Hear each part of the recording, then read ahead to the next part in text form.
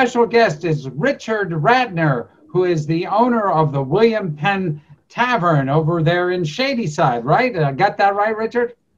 That is correct, John. Hey, nice to be with you. Thank you, sir, very much for talking to me. So let me ask you, the governor has announced these changes in capacity from 25% to 50%. Is that going to be helpful at a restaurant like yours? Obviously, let me start by saying any relaxing of the current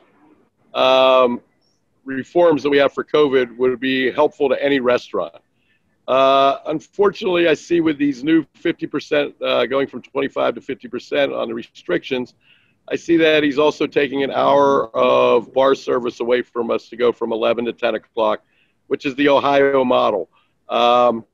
It's also based on the 50% is kind of a misnomer because it's based on fire code occupancy, but it's also based on a 6-foot COVID restriction of you have to have the physical space to have that many people, that many tables in there to seat these people, to service them.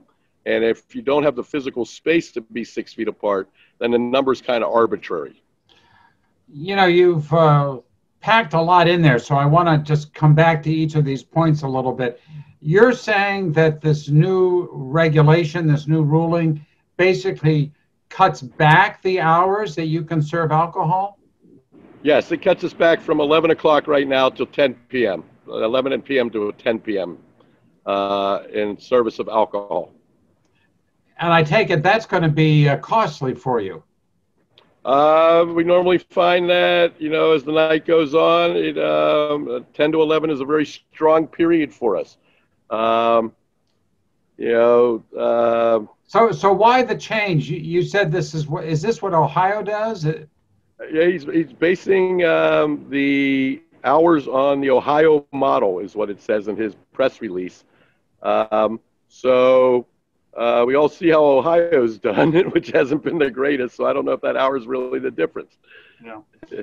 And then the other part that you mentioned is that it's all well and good to increase to 50% capacity, but if you don't have the space to separate the tables by 6 feet, it really becomes moot. It doesn't mean anything. Exactly true. And as we know in Pittsburgh restaurants, most of us have small floor plans. We're in old buildings. We're, just the way the city's set up physically. And so it doesn't really allow us to go to 50% because to follow the rules and to stay COVID compliant, we won't have the physical space to get to 50%. So some people might gain, X percent, but they're also going to lose that hour. So at your place, is it going to make much of a difference in terms of, do you have any estimate of how many more people you will be able to accommodate inside? Right now, we are pretty much tapped out at 25% with our physical spacing. So I really don't see much more of a gain of maybe 1 or 2 tables, maybe 4 to 8 more patrons by changing these rules.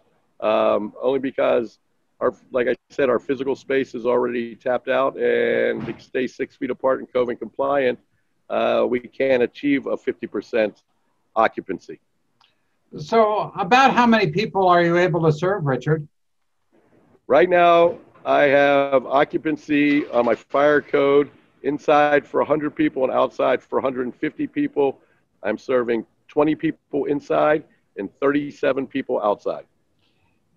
And this change cannot impact the number of people inside? No, it won't, because right now, to get the 20 people I have to be 6 feet apart. I am already using every nook and cranny that we have in the facility. Now, I'm sure you're in touch with other restaurateurs like yourself around the region. This has taken a toll, I assume, on your bottom line? I personally am off about 78% since March 18th.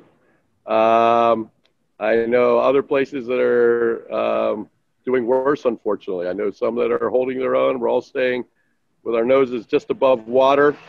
But with the loss coming up of our outdoor spaces due to the change in weather, I think that could be the final nail in the coffin for a lot of other bars and restaurants, unfortunately. So let me give you the chance to tell the governor, he might be watching, you never know.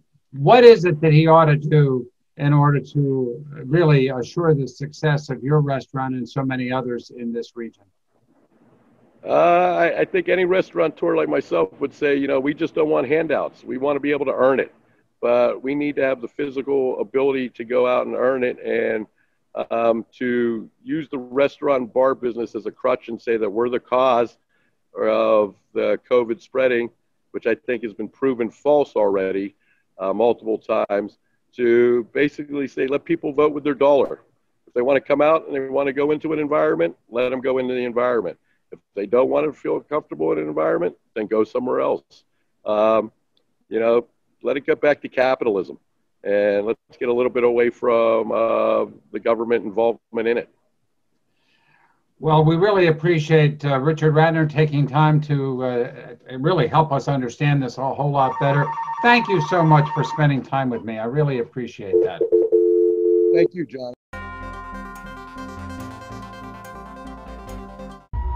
You know when you have that feeling when you see something from the past? The past is the past.